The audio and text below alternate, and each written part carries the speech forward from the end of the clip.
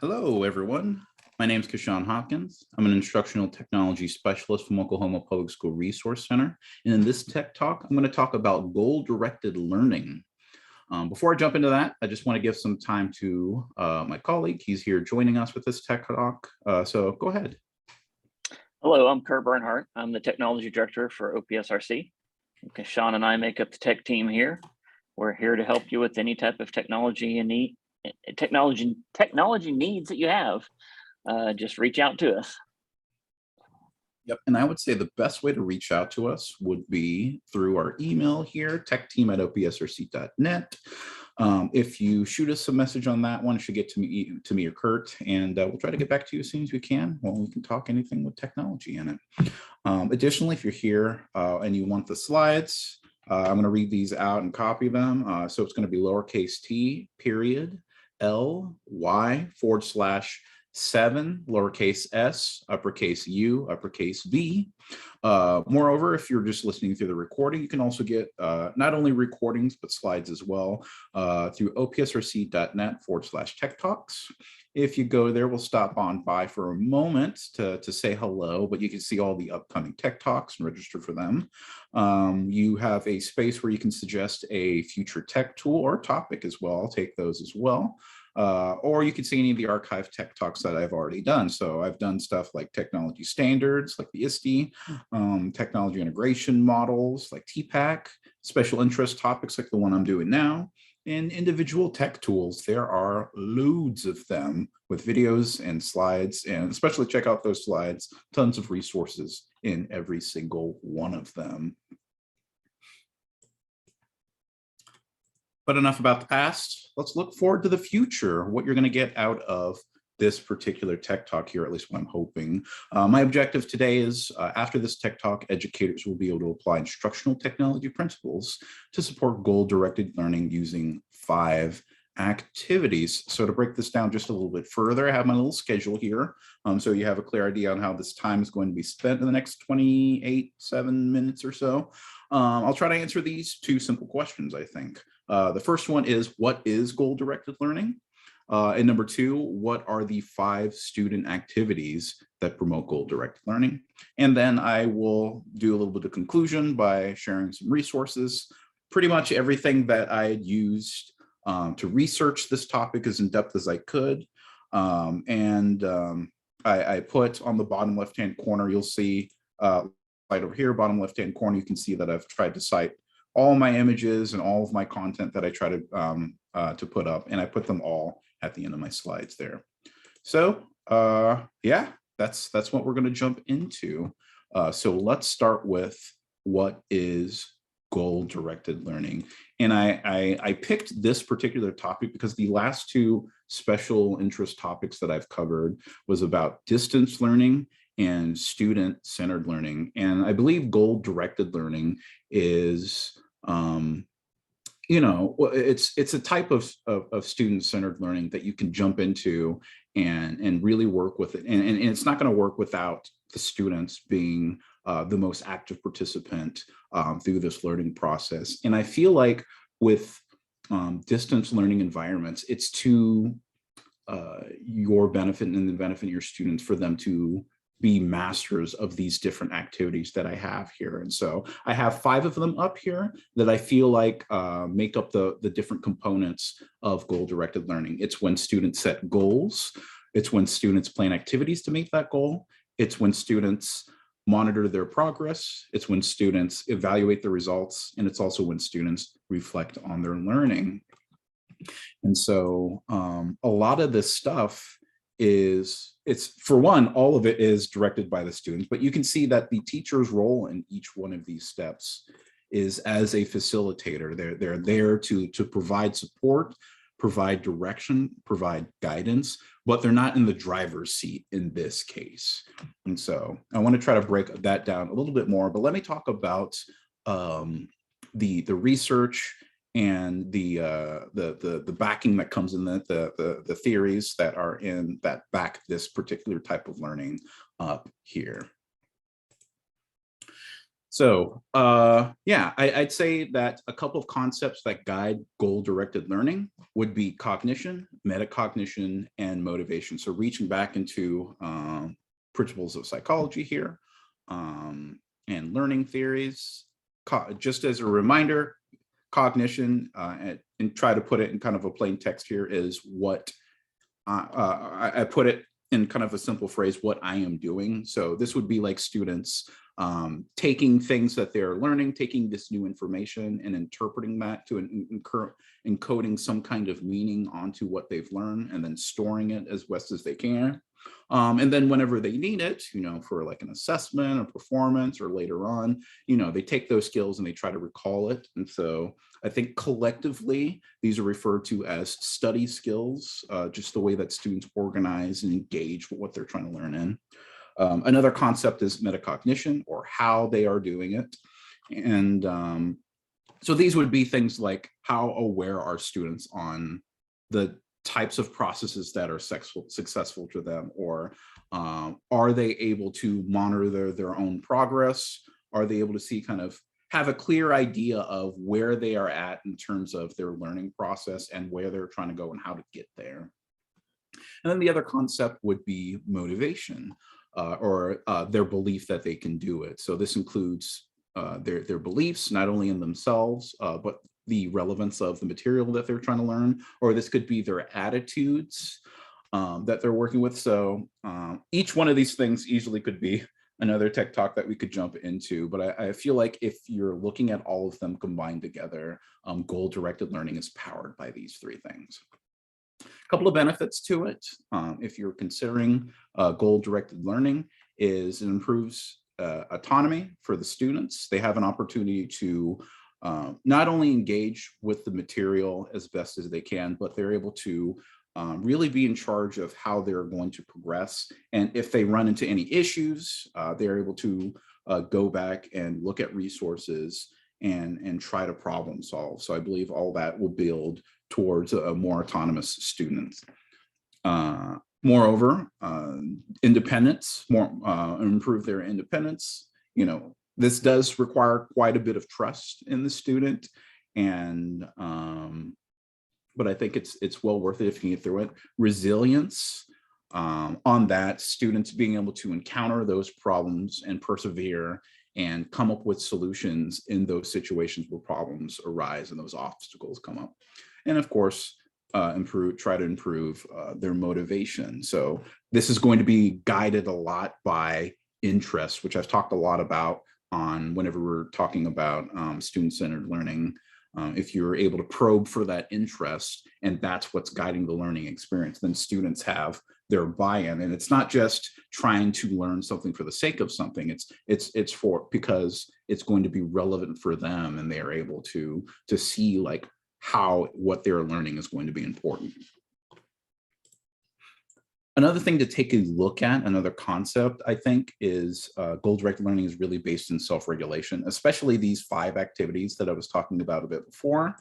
All of them are basically different ways for students to self-regulate themselves. And so whenever students are self-regulating, they're managing their behavior, they're managing their reactions, and they're managing their feelings. So I think that is also an important component of that social emotional aspect of learning, because it is, when you run into an obstacle, it is a frustrating experience for sure. And that's just a part of encountering problems throughout life. And students having strategies and having those experiences where they encounter something that is that frustrating, and they have ways to get around it and to accommodate it. Like, they're eventually going to have to make those decisions, regardless if that problem comes in a learning experience. They're going to have to make the decisions, and sometimes they do the easiest thing that comes to them, and not necessarily the best thing for them. And so that's why I feel like it is worth taking a look at goal-directed learning, because it teaches them to build on this and be able to self-regulate. Now, I'm not the only person saying stuff like that. Zimmerman's, they have frameworks for self-regulated learning. This is Zimmerman's cyclic phase model. over here. The idea is that you start about over here, and then this process feeds into itself.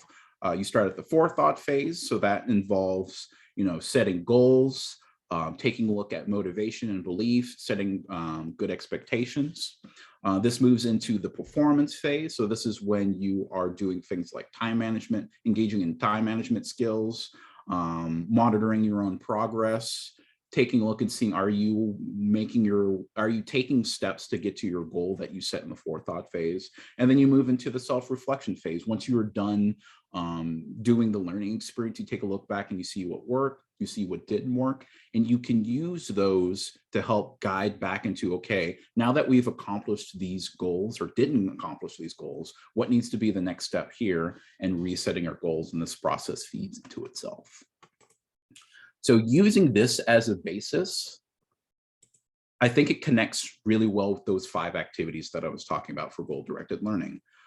Step 1, setting goals, matches with the forethought phase. Step 2 and 3 fit well with the performance phase, and 4 and 5 fit with the self-reflection phase. So what I want to try to do with the rest of my time for this tech talk is go into each one of these activities and not only suggest specific things that students and educators can do to involve themselves in these activities, but also put in my own perspective on how technology can enable each one of these activities here. As I go through each one of them, I feel like the statement at the very bottom applies to each activity, so please keep this in mind. For the educators, explicitly explain how the self-regulation strategies are useful. So on this, like I was saying a little bit before, there's going to be a bunch of different types of strategies that are out there, but something that I feel like I've said before, especially when it comes to distance type learning, like students are going to try to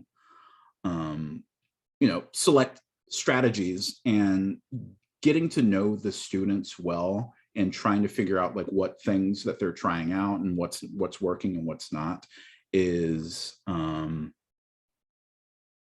they're going to try to figure out like what's useful to them. And so explicitly explaining those strategies is going to help out students that don't necessarily have good self-regulation strategies. And this will help them figure out, okay, what situations will certain strategies be good for? Moreover, every student has their own unique set of needs that they have. And so giving them an opportunity and space to support them, picking the right strategies for them, I think is going to be really strong too. So those 2 pieces put together, I think is going to be really useful. So let's jump into the activities here. First one is students setting their own goals. Activities that you could do would be regularly having students set short and long-term SMART goals. Just in case you don't know, SMART goals have these different criteria to them, and you can use these criteria to make sure that your goals are going to be one that are easily readable and easily followable. Like it's detailed enough that it's not going to be misinterpreted, and the results are very clear, so you can shoot for it. So a SMART goal is specific, measurable, attainable, relevant, and time-based on here.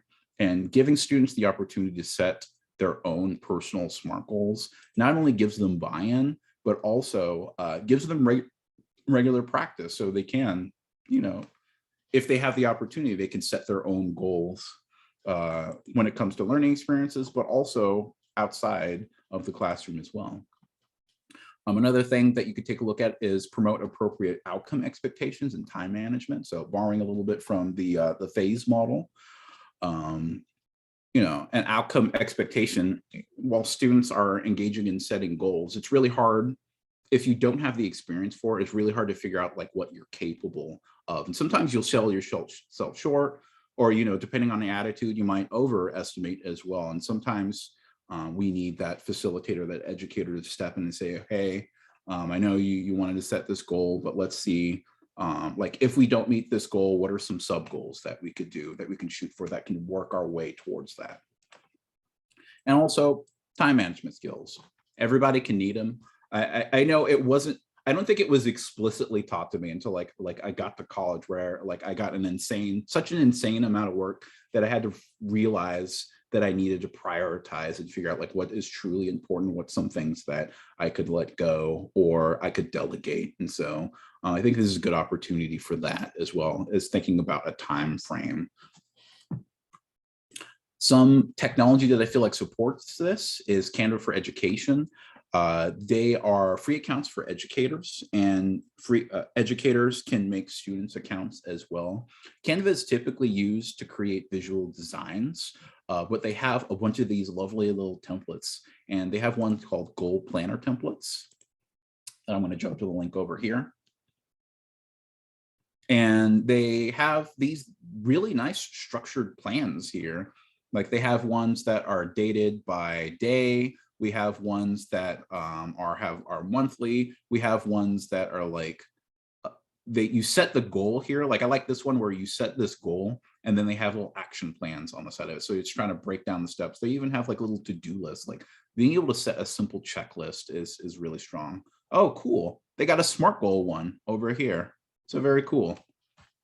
Or habit tracker. So it really just depends on what's useful for you. But I think this is a really great start if you want to have students start engaging in setting their own goals. But setting goals isn't the only thing. Step 2, or activity 2, students being able to plan their own activities to meet their goals. These are the steps here. And a lot of this you can see I pulled from oh gosh, lost my thought there, on some cognition strategies there. So activities would include things like chunking, taking a large goal and breaking it down to smaller checkpoints that you can get into, outlining, taking a look at the full picture and saying, okay, if I have all these pieces, will they in fact be the steps that will lead me up to the ultimate goal that I want?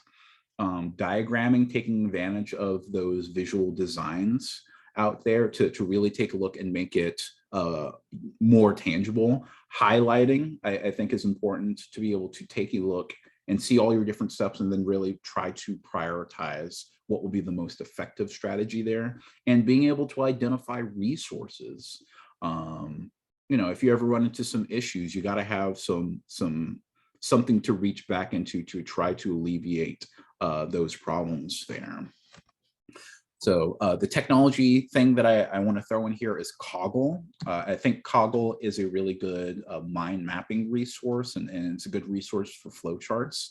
The basic idea is that you have single ideas in these little bubbles here, or boxes. You can use boxes.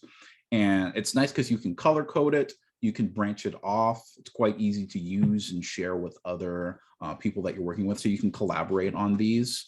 Since you are using a piece of technology here, you can bring in YouTube videos, you can bring in images as well. They're a nice little icons, so it's pretty good.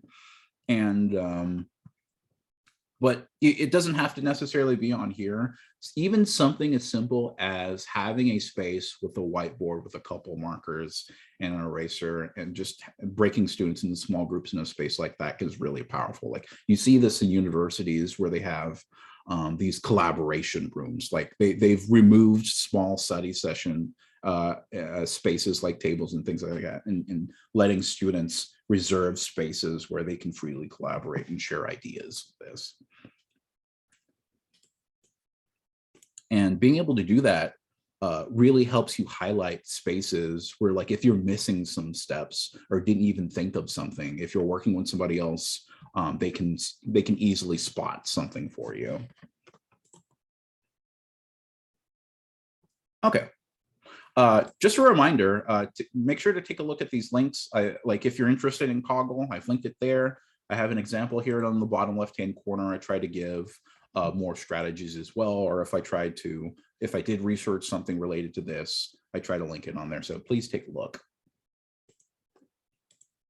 Okay, steps 3 through 5. I think the first 2 steps, goals and the plans to meet those goals, is something that you should revisit in each one of these steps here, or each one of these activities. So yeah, activity number 3 would be students monitoring their progress. So these would be activities like you creating a checklist and saying, okay, now that I have these steps, am I making progress on each one of them? Did I meet that step? Boom, put a little check mark. Social accountability, definitely bring in, I think, in fact, all of these steps would probably be a good time for students to work together in small groups as well, and being able to work together and making sure, okay, if you have these steps, are you making the progress that you should be making? Even just like simple, like students being able to check in with each other on their run and try to keep them accountable, I think, really strong. Anticipating obstacles, just trying to look ahead and see, okay, if there is going to be a problem, who should I be able to reach out to? And then over here, I feel like the teacher as a facilitator is really going to shine at this particular step here. Because if you're able to come in and either help them brainstorm some of those obstacles or even bring in enough support to help alleviate some of it or even completely remove it, that's awesome. But it's making sure as long as students are able to sit and make sure that they're the ones driving the instruction on here, I think it'll be particularly fine. It just kind of depends. You have to really read the situation for the student. Celebrating milestones on there. If students are really knocking those steps away, even if they aren't reaching like that goal that they set for themselves, I think being able to take a look and saying, okay, even though we didn't finish steps 1 through 10, you still at least did 1 through 4. So nice job, awesome. Well, maybe we can take a look at the remaining steps and try to restructure where we're at, or maybe we can take a look at our goal and make some adjustments on there. But just being like really realistic about the progress and celebrating the progress that was made, I think is going to be really good, especially in the motivation category here. And then exercise leniency. Like if they don't necessarily hit those goals, like where is the effort? Where is the learning? And I feel like this particular aspect of exercising leniency can be difficult, because I know the logic behind it is some people taking a look at this and saying, okay, like if I give them like an inch, they'll take a mile or something. So this does involve quite a bit of trust, I think, in students and believing that they are capable of much more than where they are at. They just need the right strategies. They need to know when to apply it. They need to see those benefits and really get that buy-in in there. And I think leniency, like having that bit of mercy for students is not only important for them to be more resilient in the face of obstacles, but I also believe it's a little more realistic. Like if you're behind in a project with whoever you're working with, like a boss or something like that, or you miss a deadline, like sometimes just being really upfront with your communication and trying to reach that level of understanding and saying like, okay, hey, here is my situation. I'm going to explain it out. This is why I wasn't able to hit those goals. Can we work together to figure out a solution that works for everybody? Like that's a benefit for everyone. So I feel really strongly about this particular point, but just to throw in a little bit of technology in here, Seesaw's portfolio feed and note tools, I think, are really good, and having students engage in these different activities on here. For those who don't know, Seesaw has a creative tool suite made of 6 different tools that create content, and then you can assign activities for students to engage with that content creation process. And then anything that they create is arranged in a portfolio specifically for the student. And it makes it really easy for you to look back and see the progress that a student has made on there that I've suggested to take a look at. Okay, I feel like I'm going to go a little bit long, but I think it's going to be okay for this one. I feel like all this stuff is worth your time. But yeah, if you've made it up to this point, thank you so much. I really do appreciate it. I hope this has got your brain going. This has got something that hopefully, and that's what I really want out of these special topics. It's just you being able to engage in a conversation about these different things with other educators, and also being able to reach in with these resources. So let me take a real quick swig and we'll hit these last 2 activities.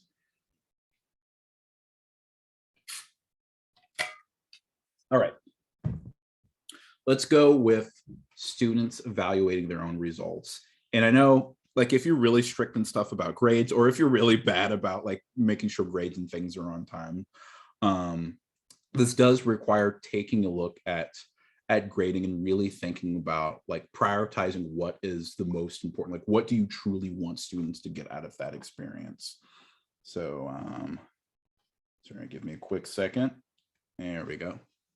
So activities would be things like giving corrective feedback on there, less focus on the grades, more focus on what improvements need to be made on here. Having students engage in self-questioning and giving them an opportunity to take a look and say, hey, what are some things that I could ask myself? And I know I had a, I know I had one of these was a really good resource for that. Like it had a bunch of questions on there. I know it's one of these. Sorry, give me a hot second because I feel like it really illustrates this point here. It was one of these, but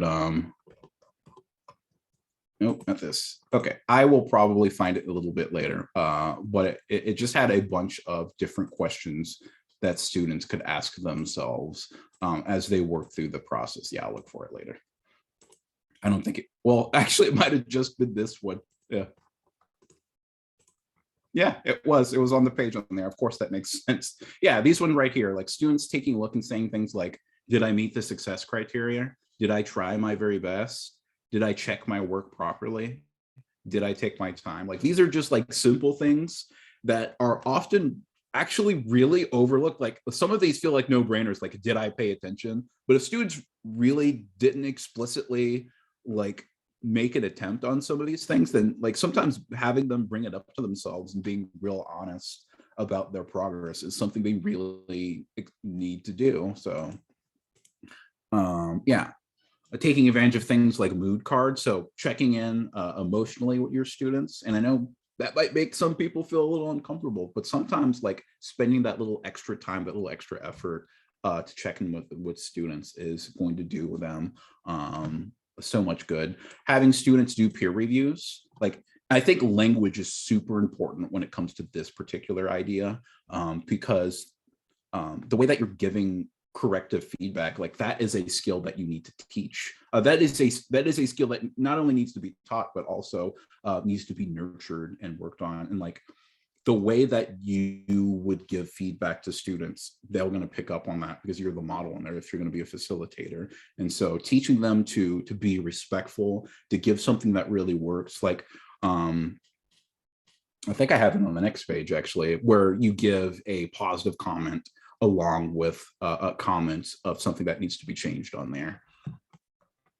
So a piece of technology I think works really well with evaluating results is quizzes. It has quizzes is a formative assessment tool where students can take their mobile devices or a laptop or a computer and answer a bunch of questions. I think the review tool is really good because it takes all the questions that students got wrong and has them re-engage with that. Moreover, the reporting tool I think is really awesome because it gives them a clear idea of aspects that they are getting correct, and gives them some praise, gives them some reinforcement on there, but also has them take a look back, and then you can use that to differentiate instruction and engage students on the things that they actually need help with. So those are my thoughts on students evaluating their results. The last activity would be students taking a moment to reflect on their learning. And I feel like the other four might seem like more like things that are more engaging for students, that are like if you had a time crunch and you had to pick certain goals, like this goal would probably be the goal. You'll be like, oh, well, maybe we don't need to do that because we need to move on to the next thing. But having students have a little space to go back and say, okay, what worked, what didn't, what do I need to change, what can I keep on here, can be really powerful tool and really great use of time on there. It's going to make all the rest of the process that come after that more efficient. And so activities like exam wrappers, I have a link for that because I didn't know what this was before, but I actually really like it, is a bunch of questions to ask after you take an exam on here. So this is a little bit of a, oh gosh, dissection, like a post-surgery thing the idea is just you take a look back and try to see like what went wrong on here. And looking at strategies that might help improve that. Journaling, I think, is really good because you can date it and then take a look back and see like how much progress you've made. Think, pair, share, just a strategy to give people not only the space to figure out what they're going to say and actually have some thoughts, but then they have to form it and then get with somebody else and then share those thoughts out. Really great strategy there. Pluses and deltas is the one where you say one thing positive and one thing that needs to be changed, pair that up a little bit. And observing behaviors, like having students take a look and say, okay, how do I feel about this in this moment? Or that simple thing of saying like, hey, thumbs up if you understand, thumbs down if you didn't understand, hand in the middle if you're like, think you're okay. So like students really like engaging like where they think they're at in terms of their learning process. Technology support for this would be Blogger. If you are interested in the journaling aspect of this, I think Blogger is really good because not only it puts all this stuff in one place, the whole system is set up so that students are regularly journaling and all this stuff is dated and they can filter it down. You can do lots of different features in terms of journaling in this Blogger. So yeah, take a look at that. I think it is a great tool to help students engage in reflection processes here. And I know I've been leading this as a student-centered thing, because it is, but I do think educators could benefit from setting goals, not just educators, people, just in general. Anybody could benefit from being able to set goals better, to be able to plan activities to get to those goals, to monitoring their progress, evaluating the results, reflecting on their learning. All this stuff is just stuff for like successful being a human being. So that's why I feel so strongly about goal-directed learning, because it's not just a set of skills and concepts and learning theories and things that students can engage with. I think it is teaching behaviors and attitudes that are making successful people, that helps them encounter a problem and remove those obstacles, to be able to take a look and saying, okay, this is something that I want. How on earth do I get there? How do I leverage resources? How do I talk to other people? How do I get to the solution and the outcome that I truly want? And so, yeah, that's how I feel. I'm gonna get off my soapbox and wrap this up. I've already gone for too long, but that is quite all right. Let me share some resources and then we'll finish up here. So this page is dedicated to a bunch of technology tools that I've done for Tech Talks before. I've bolded all the ones that I've referenced here in this particular session. So go check them out. It's all on that Tech Talk page on the bottom left-hand corner. And the next page is dedicated to goal-directed learning resources. Everything that I put on those slides from before, all in the same place. So you can just click through them, bookmark them all, and then share to your friends, put them in those emails, blast it to people until they read their emails. And this is my last page. Thank you, everybody that's listened to me talking. I really do truly appreciate it. I hope this is useful to educators, just to get those thoughts going. There's a link to the evaluation here, just in case. I've been Kushan Hopkins. I'm joined here with Kurt Bernhardt, our technology director. Thank you, Kurt. Shoot us an email at techteam@opsrc.net. And if you want any more of this stuff, you can not only go to opsrc.net/Tech Talks, or you can engage in any of this social media business down over there. We're doing some really cool stuff out there. There are some amazing things happening out in the schools right now. And we would love to hear about them and share them out and celebrate with you. So with that, I hope you have a great day. Thank you, everybody.